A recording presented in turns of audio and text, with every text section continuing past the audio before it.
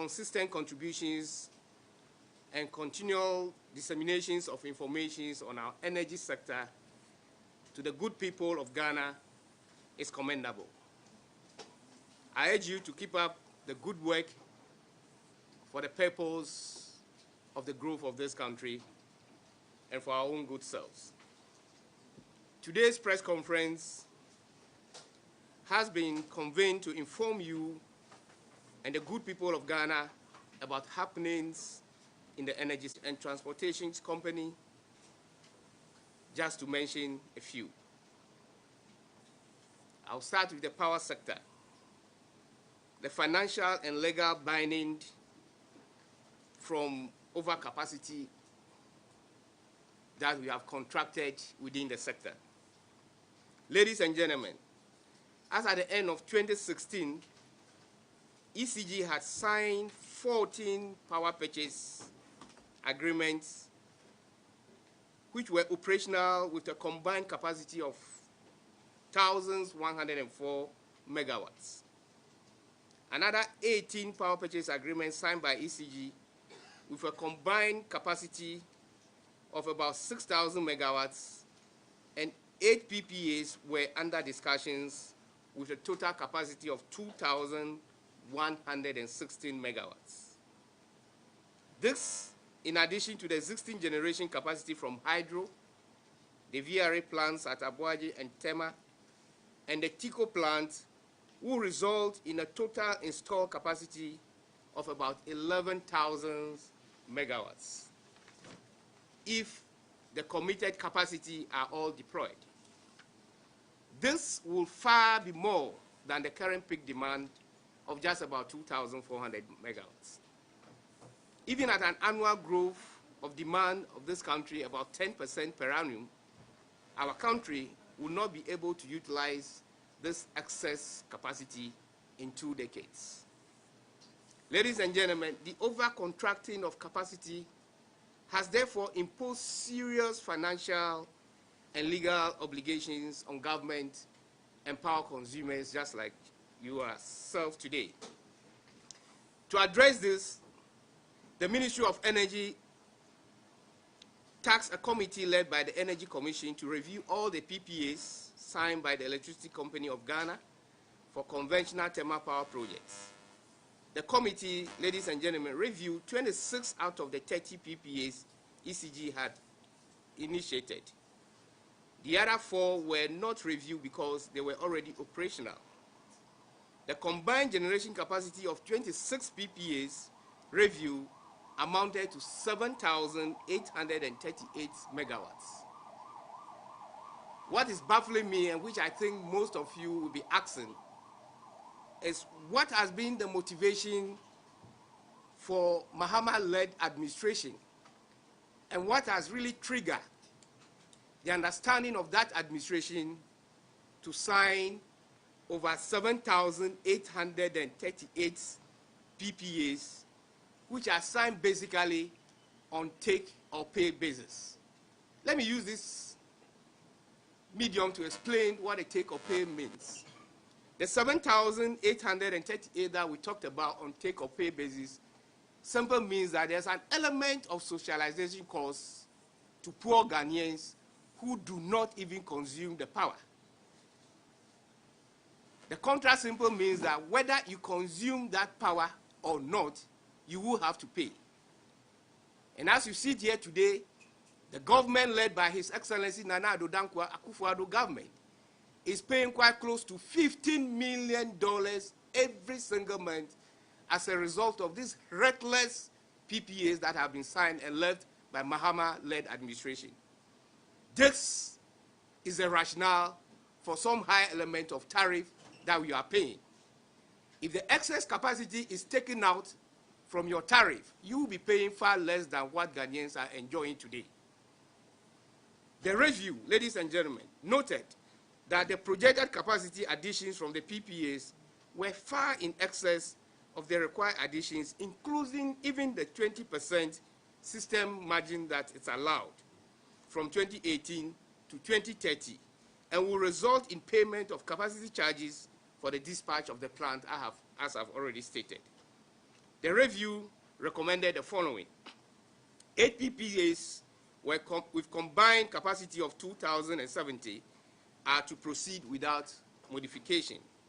4 PPAs with combined capacity of 1,800 be deferred to 2018, between 2018 and 2025. 3 PPAs with a combined capacity of 1,150 megawatts be deferred beyond 2025. And 11 PPAs with a combined capacity of 2,800 megawatts be terminated. As a result of the review exercise, government stands to make significant savings from the deferment or the terminations of the review of the PPAs. The estimated cost for the terminations amounting to almost $402 million compared to an average annual capacity cost of $586 million each year, or a cumulative cost of $7.2 billion from 2018 to 2030. This yields an estimated savings of $6.8 billion over the 13-year period. Tariff reduction. Ladies and gentlemen, upon assuming office in 2017, the government of Ghana, led by His Excellency Nana Addo Dankwa Akufo-Addo, was confronted with unfriendly investment climate arising from high costs of energy to industry and residential consumers. The high cost of power, particularly for industrial customers, had serious implications, leading to shutdown of businesses and laying out of workers. Many electricity customers also resorted to self-generation, which resulted in artificial reductions in demand for electricity and therefore reducing ECG sales volume and its financial sustainability.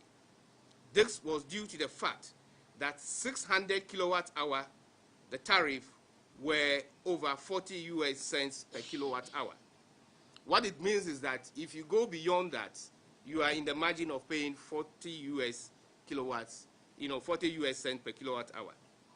In fulfillment of our manifesto promise to reduce electricity tariff drastically, government made submissions to PRC for tariff review based on the various interventions made in the energy sector.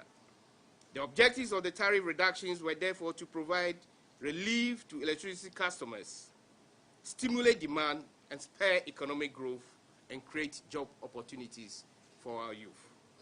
Consequently, the PRC announced significant reductions in tariff effective March 15, 2018 as follows.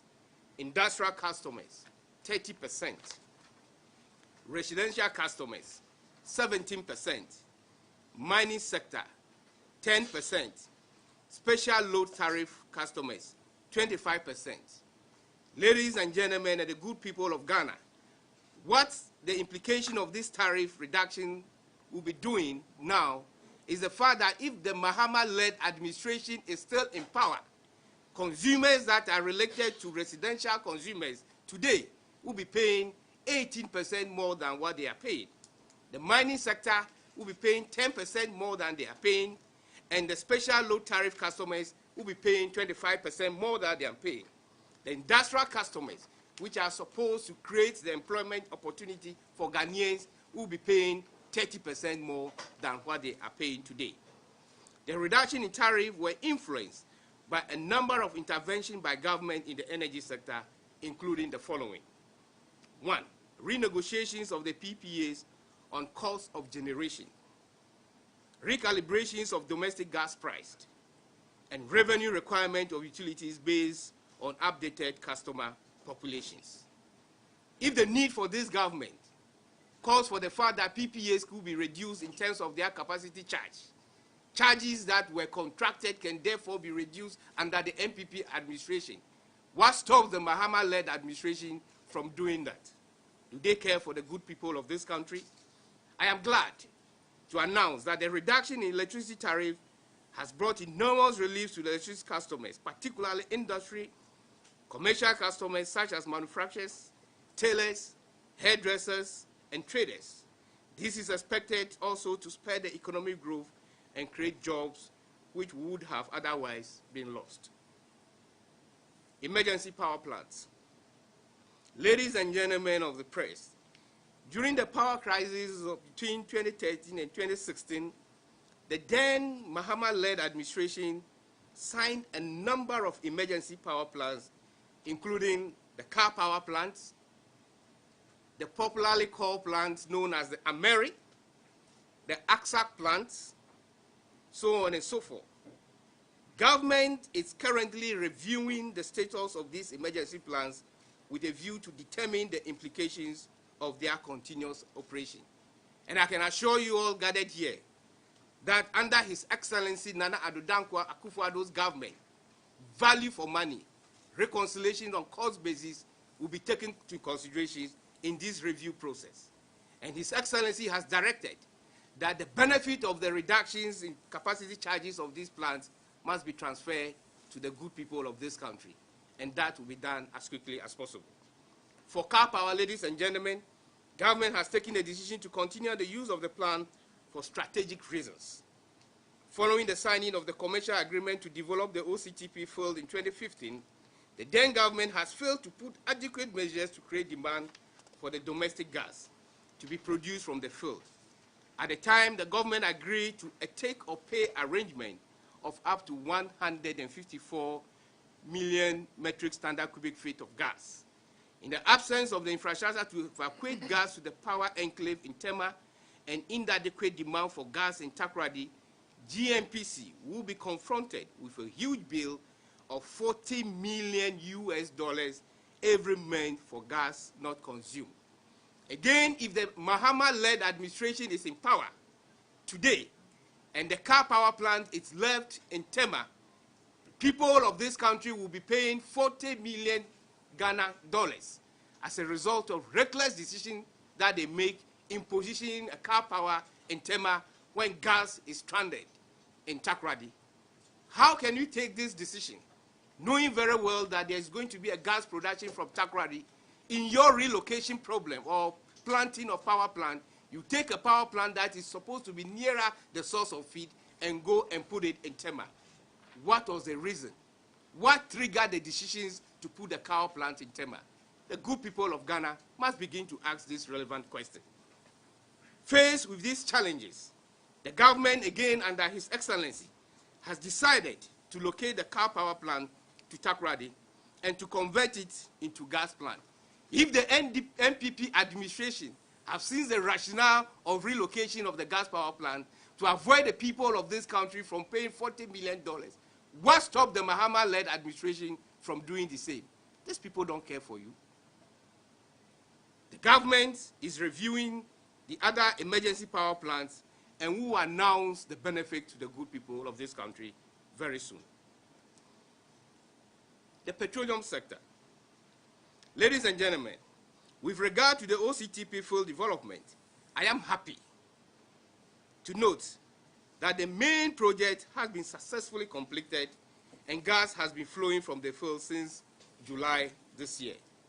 I would like to state, however, that some of the genuine concerns expressed by the NPP at the time we were in opposition, we, as a party in government today, have been vindicated.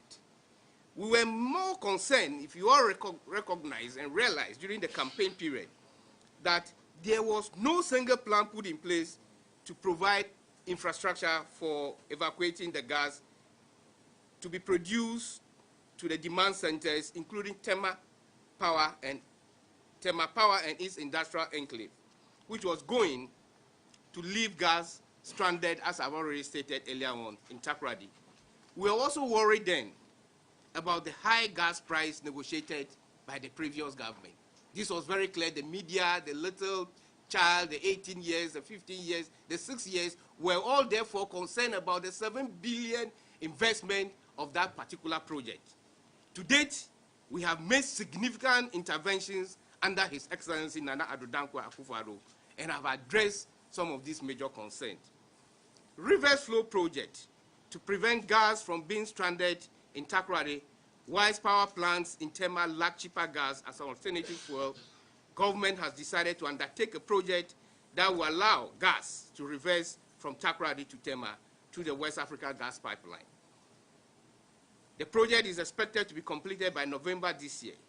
This project has become necessary because at the time the commercial contracts for development of the OCTP gas were signed in 2015, there was no plan to fully utilize the gas to be produced, although we were committed to take or pay obligations, as I've stated earlier on. This will ensure that the excess gas in Takoradi now it's transported to Tema for power generation as well as other industrial uses. Government is again working with the OCTP partners and other relevant stakeholders to execute the outstanding commercial agreement between the parties for the entire project to be completed on time. Meanwhile, ahead of the reverse flow, the partners have agreed to construct a bypass facility to evacuate gas to Tema and reduce the surplus in Takoradi. The construction of the bypass facility is being finalized to allow for gas to flow. This is a responsible government. This thing can be done by every government that takes this country into a very high level of some seriousness. If we have been considered as Ghanaians, this benefit would have been done 3 years ago. The price of gas, as you all recollect, and the contract of $7 billion signed by Mahama-led administration between the government of Ghana and then the OCT partners, at that time was 9.8 MMBTU. MMBTU is a British thermal unit. It's a unit that is used in measuring gas.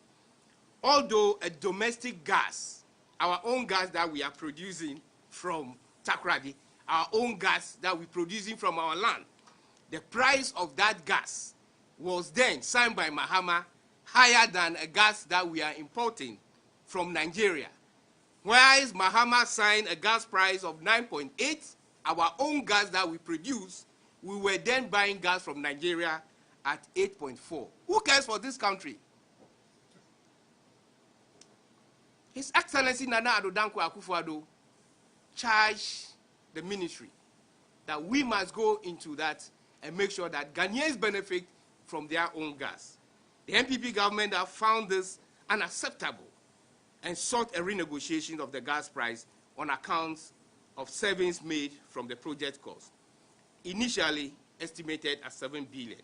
I am happy and extremely excited as I sit before you today to announce that the government under His Excellency Nana Addo Dankwa Akufo-Addo has once again renegotiated the headline gas price to 7.89 MMBTU. This gives the country a bulk gas customers a savings of almost about $2 on every MMBTU of gas purchase, which translates into several billions of US dollars. What this means is that if you estimate the volume of gas to be produced from the OCT partners field, that volume of gas multiplied by $2 per MMBTU is the savings His Excellency Nana Addo Dankwa Akufo-Addo has given to Ghanaians. Why can't this be done by the previous administration? Do they really care for you guys? Ladies and gentlemen, to recover more from oil from the fields, government has approved an amendment of plan of development for an integrated OCTP oil and gas project. This also paves way for the OCTP partners to continue to evaluate the company's reservoirs with a review to submitting in the coming weeks options on how to develop and produce the company's reservoirs as part of the overall OCTP integrated oil and gas project. It will also ensure that an incremental upstream value of $2.4 billion in cash flow is created to be shared among the parties. This enhances the states, including GNPC's, net expected benefits on present value basis. Also, since the original plan of development was based on 2010 data, which may have resulted in less than expected oil recovery rate, the partners have committed to use an updated reservoir model based on a new seismic data acquired in 2016-2017, and more extensive production data in activities under an amended POD. The new reservoir model has confirmed that activities to be carried out within the amended POD will sustain the oil production and recover more from the reserves. Government wishes to express our satisfaction with a high level of cooperation and collaborations between the partners. We applaud the commitment of partners to achieving success stories in the OCTP project for our mutual benefit. Petroleum product prices. Ladies and gentlemen, the issue of petroleum product prices has extensively been discussed this week in the media and in the landscape. I want to use this opportunity to congratulate the media for such a criticism and broad discussions on issues of national interest. First and foremost, it is important that we as Ghanaians must begin to acquaint ourselves with factors and facts accounting for driving the current global prices of petroleum products. Number one, the oil-producing countries, known as OPEC, and then the non-oil producing countries, known as the non-OPEC, agreements were made to cut global production to drive prices up. What it means is that these two countries have come together and decided to cut supply. If they cut short in supply, what does that mean? Demand will be chasing fewer goods, and this automatically pushes the price up. So the crude oil price and the crude which is refined to get the petroleum product that we are enjoying here, the price of that crude internationally had gone up. The only product that traded internationally, and is the only internationally product that is traded globally, is the crude. So anything that affects that product internationally is supposed to cut across the world. So the short in supply in terms of this product currently has triggered the movement of the price up. As I speak today, Brent is trading about how much? 70 what? 78, moving from as low as 75, 76 to 78. There is an increase of almost about $3 to $2 on every barrel of the crude that we extract from the ground. That is number one. Number two, and this decision, you cannot control it. As you know, OPEC and non-OPEC countries, they are the major players in this industry. So you cannot control their movement. The second decision, again, is as a result of the decision by the US to reinstate economic sanctions on Iran. Iran is one of the major producing countries when we talk about oil. The sanctions of US on Iran simply means that oil produced from the Iranian market can again not be brought, to the international market. So that also reduced the supply in the market. The National Petroleum Authority plays a supervisory role by determining the price benchmark and ensuring that the BDCs are simple the bulk distribution companies, and the OMCs, the oil marketing companies, set their prices in accordance with the prescribed petroleum price formula, which is based on the components of the import parity mechanisms mentioned above. The NPAs review the indicative price submitted by each BDC and OMC for every pricing window to ensure that the realistic prices are set by BDCs and OMCs, and to ensure consumers are not taken advantage of in a deregulated market. In a market like Ghana that we are witnessing today, it is deregulated. The deregulation simply means that the forces of supply and demand are allowed to work on their own, and that there is no regulator on each decision can fix a simple price for that market. It has its own positive and it has its own negatives. But the world at large, throughout every emerging to an emerged economy, is moving from a regulated market to a deregulated market. So Ghana cannot be left out in this decision making. It is worthy to note that the price deregulation has led to keen competitions among petroleum price service producers, thereby keeping prices very competitive. Ghana, ladies and gentlemen, is a net exporter of oil. However, it must be noted that the government receipts from oil export is not the entire total oil export earnings. Get it clear. There's a lot of misconception going up there. And I want good peoples of this country, our MPs, our opposition leaders, our external forces, developers, friends of the media, to take note of this. Ghana is a net exporter of oil. However, it must be noted that government receipts from oil export is not the entire total oil export earnings. It is limited to government share of oil or gas as prescribed in the petroleum agreement signed between the government of Ghana and then the OICs. Even though we are a net exporter of oil, what it means is that if you lift 100 barrels of oil and sell at 10 Ghana cedis or $10, all that amount of money do not come to Ghana or will not come to Ghana. The amount of money that comes to Ghana is Ghana's participations in that 100 barrels of oil. So if Ghana is participating 10% and you lift 100 barrels of oil, what comes to Ghana is 10 barrels of oil. Ladies and gentlemen of the media, my good friend in the opposition, it's time you take note of this.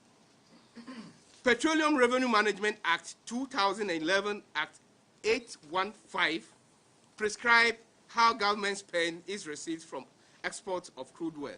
So even if we have that percent of the money coming to it as a country, there is a modality, there is a system of expenditure, there is a pattern to which we must spend that money. And that pattern, as Ghanaians, we all agree that there must be a law binding the expenditure pattern. And those laws are enshrined in our Petroleum Revenue Management Act. So you can't just go and take the money and spend. And I expect most of our people to take note of this. Government intervention so far in the petroleum prices. Ladies and gentlemen of the media, government has used tax interventions to mitigate the impact of domestic petroleum product price increases. The following are the various tax interventions implemented by the government of His Excellency Nana Addo Dankwa Akufo-Addo since 2017 to August 2018. Please listen to this carefully. If this can be done by the NPP government, it could be done by anybody. Why has the government led by His Excellency then, John Mahama, refused to remove the excise duty on petroleum products? His Excellency Nana Addo Dankwa Akufo-Addo removed the petroleum duty on excise product on the 16th of March 2017. It is clear, and every Ghanaian is aware of this. Why has His Excellency, the government led by John Mahama, refused to take out the special petroleum tax rate from 17% downwards? Why did he refuse to do that? His Excellency, under the current government, Nana Addo Dankwa Akufo-Addo, have reduced the petroleum special tax levy from 17.5% to 15% on the 16th of March 2017. Has His Excellency Nana Addo Dankwa Akufo-Addo been able to reduce the special petroleum tax rate further from 15% downwards? Yes, again, he did that and been able to reduce it from 15% to 13%. What it means is that within that period, less than 2 years that we've been in government, the government of NPP have reduced that margin from 17.5% to 13.5%.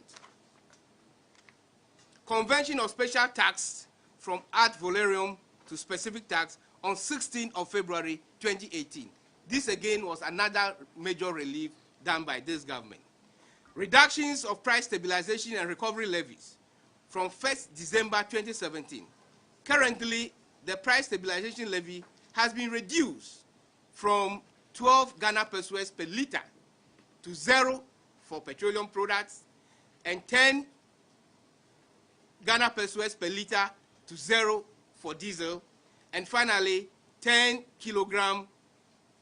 Ghana pesos per kilogram to 3 Ghana pesos per kilogram for LPG. These have been very extensive reductions. The price we are paying today, if the Mahama-led administration is still in force, you will be paying quite close to between 9 to 10% higher than the current prices that Ghanaians are paying. I think in time we give this government the recognition for caring for the people of this country. The significance of government tax reduction can be judged from the fact that the total component of taxes, levies, and margin in the export prices of petroleum products reduced from 40% in March 2017 after NPP government came into office to a current 26%. So a reduction of 40% to 26% in terms of those taxes and levies. Notwithstanding this intervention, the international market conditions have weighed strongly against domestic prices of petroleum products as international crude oil prices continue to increase and currently estimated at $78 per barrel. Therefore, apart from the applications of the Price Stabilization and Recovery Fund to cushion customers or consumers, government has made progress in its effort at securing a government-to-government oil supply arrangement to address the supply side factors of petroleum products. We are hopeful that this and many other measures that are put in place by our only own marketing company, GOIL,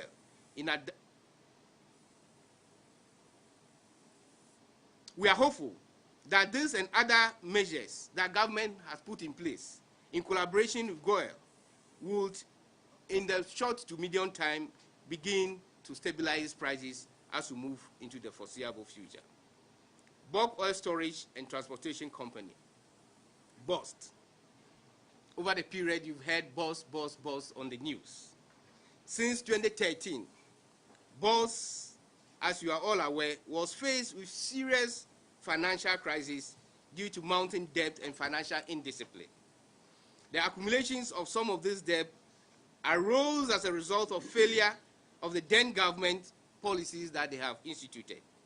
These particularly arose from the inappropriate merger between two heavily indebted companies, Tor and BOST. You will recollect that these two companies were put under one umbrella. The two companies had the same managing director, leading to breakdown of corporate governance procedures.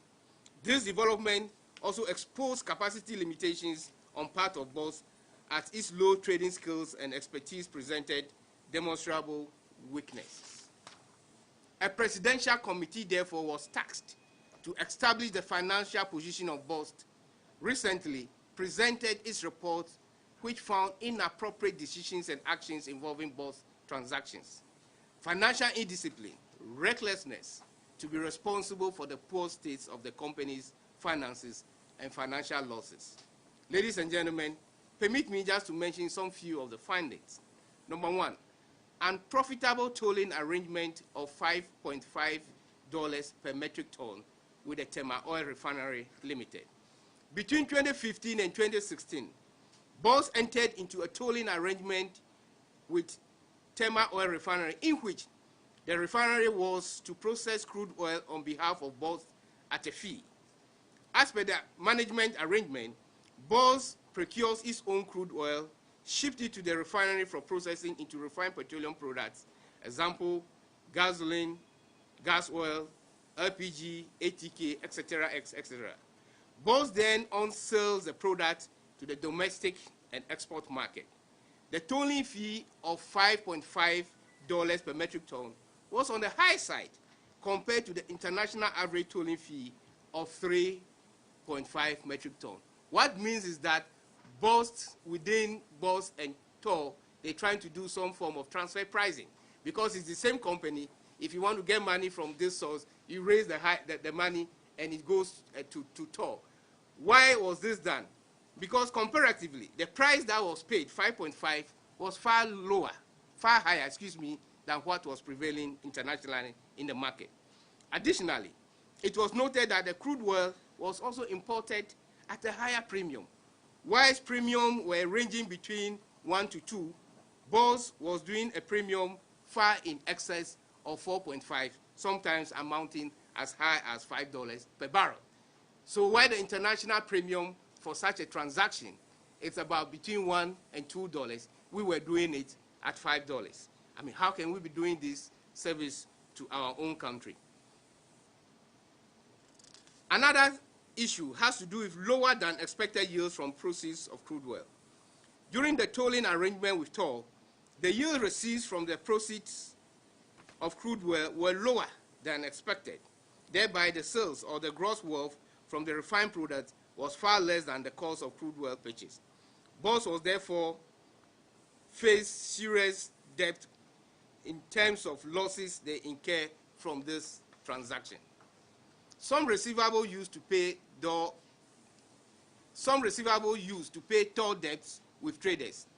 Because of the BOST and the toll alliances, some traders dealing within BOST were deducting some of the toll-owed liabilities from the proceeds of the export BOST undertook during the period. Trade losses resulting from under-recoveries. BOST had a take-or-pay arrangement with Trafigura and other traders, which far exceed BOST's capacity to sell to the market. Therefore, in times of price drops, BOST incur far more losses because it always held higher stock of petroleum products in storage facilities, creating under-recoveries. Number 5, repayment of existing loans from trade receivables. BOST again was repaying most of its loans from their trade receivables. Therefore, funds expected to be used for payment of product purchases were used to repay loans. And finally, BOST overheads were paid from trade receivables due to insufficient funds from BOST margin. About 60% of the funds from BOST margin payments were pledged for the repayment of Standard Chartered Bank loan. Therefore, BOST was using part of its trade receivable to fund its daily operations, overhead costs of almost 300 million per annum. These situations create a lot of holes in the trade receivables within BOST. The recent payment to Springfield Energy Limited by BOST is one of the many claims made by 16 BDCs to BOST to product losses occurring from between 2013 to 2016 as reported by the committee. The total claim on BOST in respect of product losses by BDCs amount to $44 million. The causes of such product losses must be established to determine the records of storage of these products, those responsible for loading the products, the financial received in respect of the products, and the utilizations of the funds. The government of Ghana, under His Excellency Nana Addo Dankwa Akufo-Addo, has decided that given the extent of financial recklessness found by the committee, an audit will be commissioned into the BOST operations between 2013 to 2018. This will ensure that persons against whom adverse findings will be made will, of course, face the full rigors of the law. The audit will also provide recommendations for restructuring of BOST management, operations, and financial management. Full details of the findings are expected to be received by the end of October, as the board informed in the statement yesterday. If you recollect, yesterday the board of BOST came out with a very educative, statement about their intention for the future. And I think we should give them that opportunity to see what comes out by the end of October. Ladies and gentlemen of the press, my good friends, on this note, I want to say a very big thanks to you. The media has been very helpful in this government. I acknowledge your recent upsurge in petroleum pricing, but I think it's also proper that as media, you must also begin to underline and explain to good people of this country why some of these things are happening. Today, as I speak, the pounds and the dollar are par. They are chasing each other. The strength of the dollar has become very strong because of some of the policy measures being initiated by Donald Trump. And so if that is happening, these are global things. We, as an emerging country like Ghana, are equally supposed to face the same war. So I expect you to criticize. I expect you to bring out issues of this nature that you've done over the period, but let us also do it with some high level of understanding of the procedure. It baffles me, and sometimes I sit down and laugh when people of high level of expectations comes out to make argument that Ghana is a net exporter of petroleum products, use the difference to take charge of the increase in prices. On that note, I want to say thank you for all.